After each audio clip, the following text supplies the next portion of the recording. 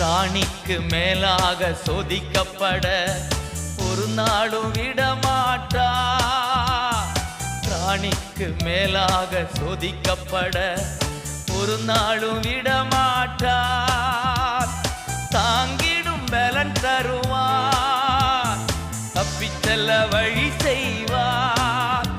நீ தப்பிச் செல்ல வழி செய்வார். கலங்கிடவே வேண்டாம், கலங்கிடவே வேண்டாம்.